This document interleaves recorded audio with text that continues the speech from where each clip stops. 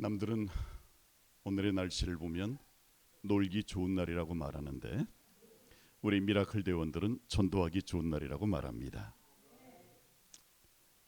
늘 하나님의 복음을 때를 얻으나 못 얻으나 전하기를 힘쓰는 우리 모든 대원 여러분들에게 하나님의 무한하신 복이 함께 하시기를 기도합니다.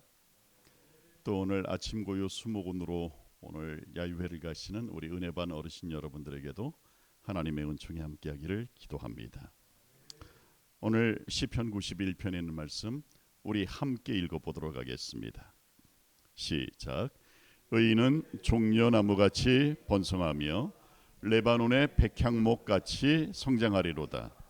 이는 여호와의 집에 심겼음이요 우리 하나님의 뜰 안에서 번성하리로다. 그는 늙어도 여전히 결실하며 진액이 풍족하고 빛이 청청하니. 아멘. 꼭 이렇게 되시기를 바랍니다. 나이 들어서도 결실하시는 복이 있기를 바랍니다. 늘 진액이 충분하고 그리고 늘 청청한 삶을 살게 되시기를 간절히 바랍니다. 지난번에는 전도가 어려운 이유를 말씀을 드렸습니다. 잠시 복습을 좀 해본다면 전도가 어려운 이유는 전도를 처음부터 끝까지 나의 일로 생각하기 때문에 어려운 것이라고 말씀을 드렸습니다. 하지만 전도는 처음부터 끝까지 누구의 일이다? 하나님의 일이었습니다. 그래서 하나님의 선교였습니다. 전도는 처음부터 끝까지 누구의 일이다? 하나님의 일입니다. 나는 조금 거두는 것일 뿐, 하나님의 말씀에 순종하는 것일 뿐, 전도를 가능케 하시는 분은 누구시다? 바로 하나님이시다.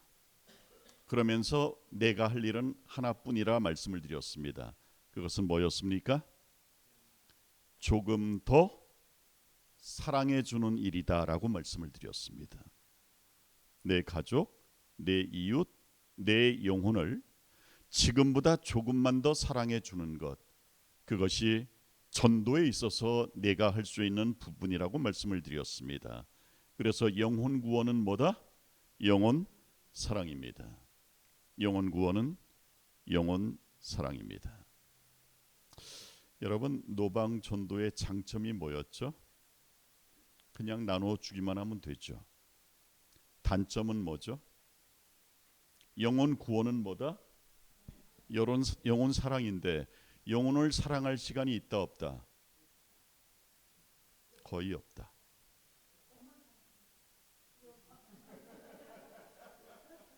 그냥 지나가는 사람에게 전도지 나누어 주고 한마디 건네는 것, 내 진심을 보여주기에는 너무 짧은 시간이라는 겁니다.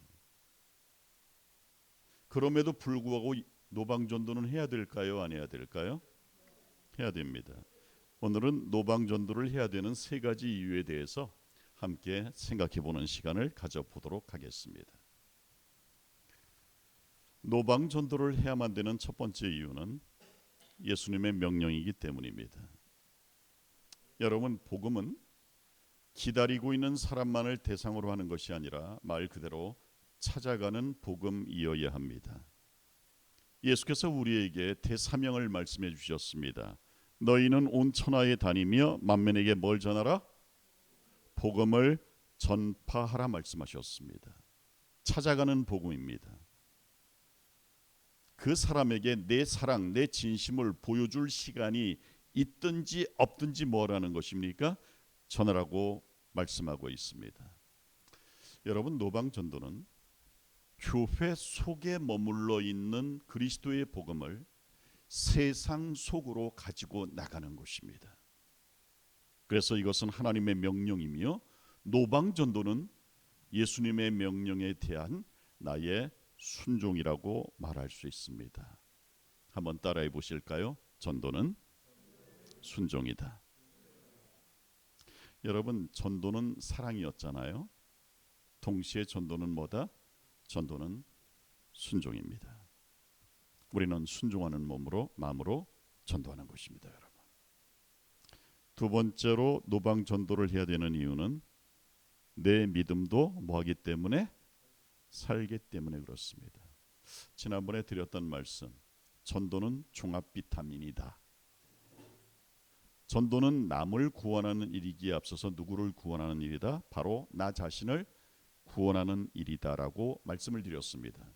이렇게 말할 수 있는 5가지 이유가 있습니다. 첫째, 노방 전도를 하다 보면 복음을 정리할 수가 있습니다. 전도하기 위하여 복음, 구원의 진리를 나름대로 함축시켜서 정리할 수 있습니다. 이게 첫 번째 유익입니다. 두 번째 이유는 전도를 하다 보면 그 영혼을 뭐 하게 된다? 더 사랑하게 됩니다. 짧은 찰나이지만 정말 내 모든 사랑을 담아서 전도지도 나누고 한마디 따뜻한 말도 건네는 겁니다. 두 번째 유익은 더 사랑하게 된다는 것입니다. 세 번째 유익은 더 기도하게 된다는 것입니다. 노방 전도를 통하여 얻어진 영혼들을 위하여 더 깊은 기도, 더 넓은 기도를 드리게 된다는 것입니다. 네 번째 유익은 하나님을 더 의지하게 됩니다. 그 영혼에 대한 사랑 때문에, 그 영혼에 대한 부담 때문에 하나님을 더 의지하게 됩니다. 다섯 번째는 믿음이 문자로만 남아있지 않고 삶으로 연결됩니다. 내 믿음이 실제적 삶과 연결되는 가장 좋은 방법은 전도하는 것입니다. 그래서 노방전도는 내 믿음을 훈련하는 시간이 되는 것입니다.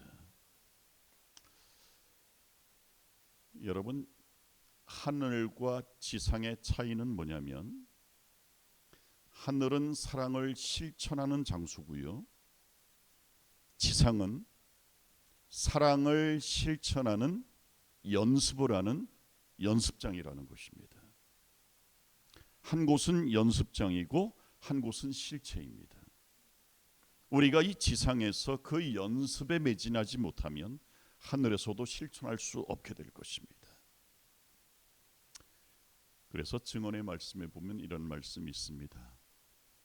하늘에 사는 존재 가운데 그 어떤 누구도 멸류관에 별이 없는 사람은 있다 없다? 없다. 그래서 지상은 하늘 사랑의 연습장이어야 됩니다, 여러분. 자, 노방 전도를 해야 되는 마지막 이유를 말씀드리겠습니다.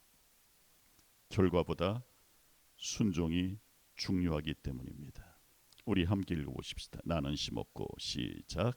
나는 심었고 아볼로는 물을 주었으되 오직 하나님께서.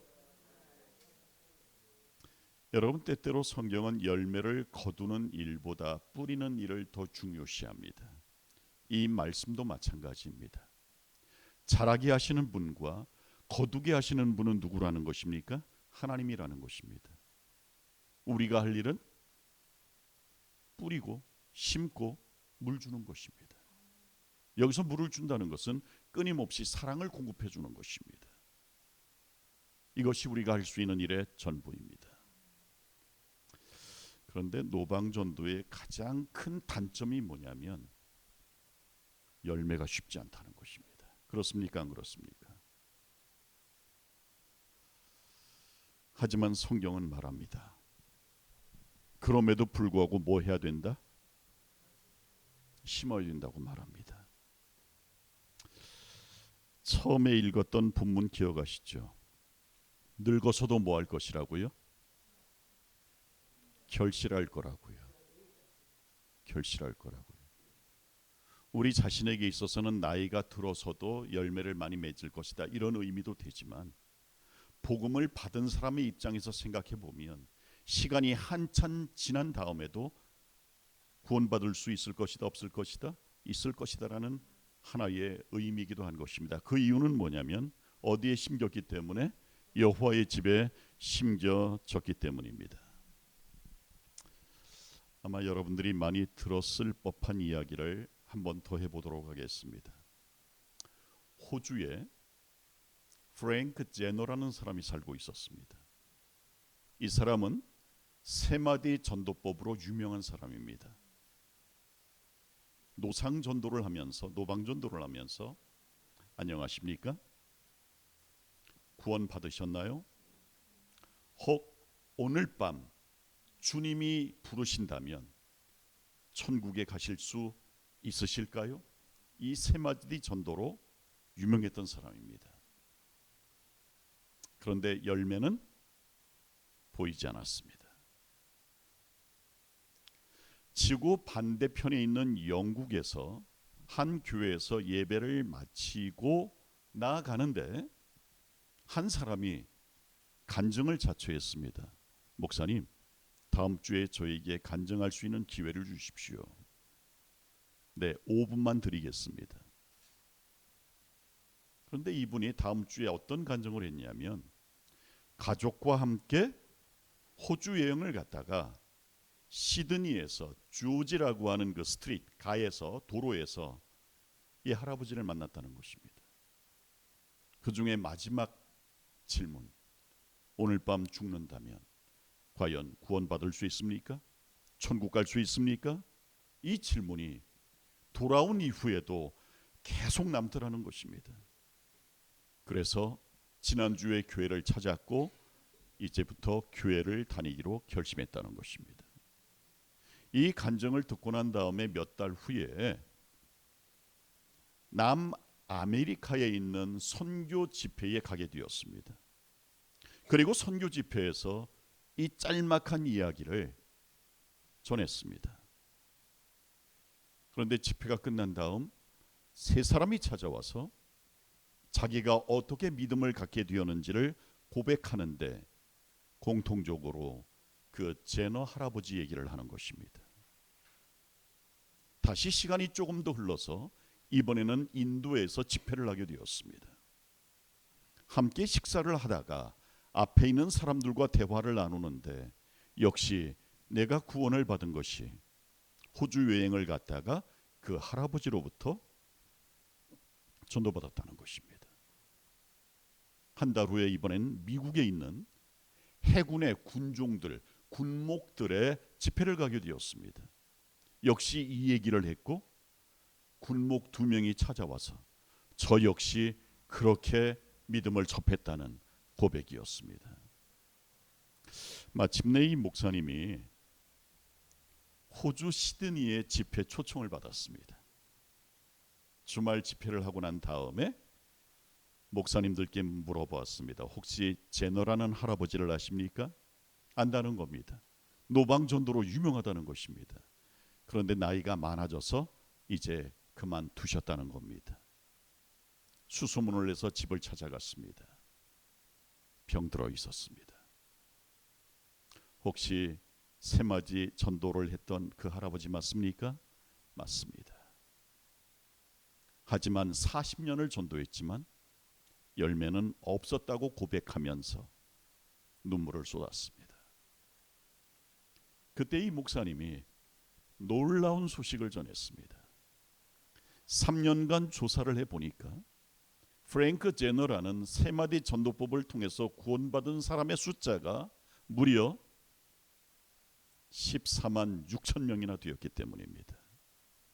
여러분 집으로 돌아가셔서 유튜브 프랭크 제너를 치시면 이 할아버지에 대한 유튜브가 많이 나옵니다. 이 할아버지가 복음을 전한 사람 그리고 구원받은 사람의 숫자가 무려 14만 6천 명이나 된다고 하는 이야기를 이 할아버지에게 했고 제너 할아버지는 그 얘기를 들으면서 이제 하나님 뵙기 부끄럽지 않겠군요 라고 대답을 했습니다. 그리고 이 만남 이후 2주 후에 프랭크 제너 할아버지는 숨을 거두게 됩니다. 우리 미라클 전도대원 여러분들이 전도지 한 장을 전하고 따뜻한 복음 증거의 한마디를 했을 때 공허한 메아리처럼 들려올 때가 있을 겁니다. 열매가 없을 거라는 느낌을 받을 때가 무척 많을 것입니다. 그럴 때 생각하십시오. 프랭크 제너 할아버지를 생각하십시오. 내가 모르는 수많은 구원받은 사람들이 존재할 수 있다고 하는 이 놀라운 간증이 하늘에서 반드시 있게 될 거라는 사실. 여러분은 이 땅에서 무명하지만 어쩌면 여러분들은 하늘에서 가장 유명한 연예인처럼 될지도 모른다는 사실 기억하시고 오늘도 힘을 내셨으면 좋겠습니다. 이 말씀 함께 읽으면서 오늘 말씀을 줄일까 합니다. 시작. 의인은 종려나무같이 번성하며 리바논의 백향목같이 성장하리로다. 이는 여호와의 집에 심겼으며 우리 하나님의 뜰 안에서 번성하리로다. 그는 늙어도 여전히 결실하며 진액이 풍족하고 빛이 청청하니. 꼭 이렇게 되시기를 간절히 바라면서 말씀 마치겠습니다. 기도하겠습니다. 좋으신 하나님, 오늘도 복음 증거를 위하여